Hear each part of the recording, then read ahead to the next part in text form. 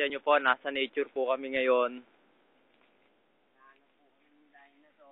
Nag-hunting po kami ng diamante. Be, Ay po. tara na at magpatuloy sa ating adventure. Kapitan, nasa na ba tayo? Isa.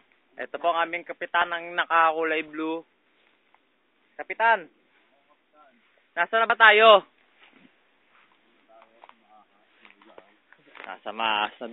Nasa maas na lugar na daw tayo.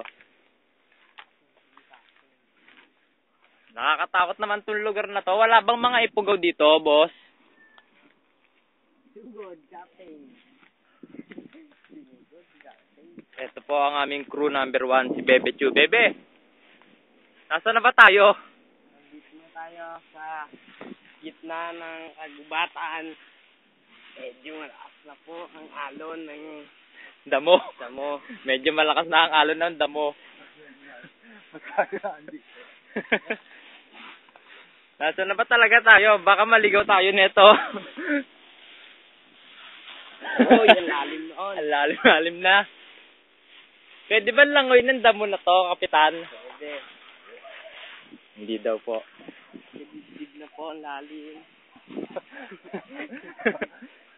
Kanina, lalim to na hayo ko.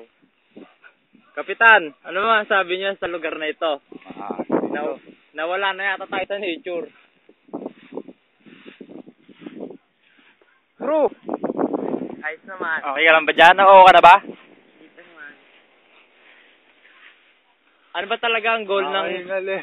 pupuntahan natin? Hingal ako. Hingal ako, mga boys.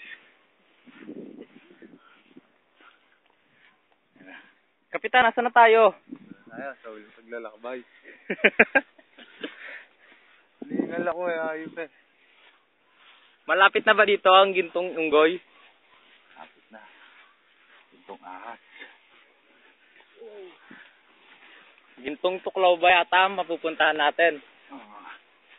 Gintong Tuklawin tayo. So, bumabalik na po uli kami sa nature. Wow, nature. Crew number 1. Dito na nga tayo sa nature. Lord ng sabi ng crew number 1, nandito na daw talaga tayo sa nature.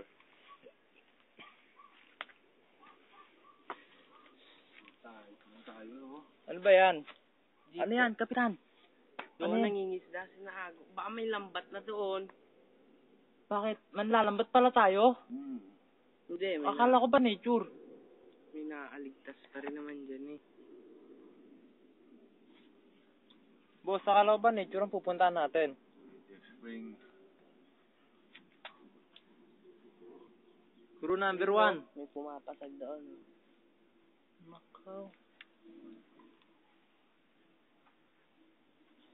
Niloloko lang yata ako ng dalawa na to eh. Kala ko nature, hindi naman pala. Nature spring naman pala ang pupuntahan. So, nasa nature talaga kami oh. Pagka lawak-lawak.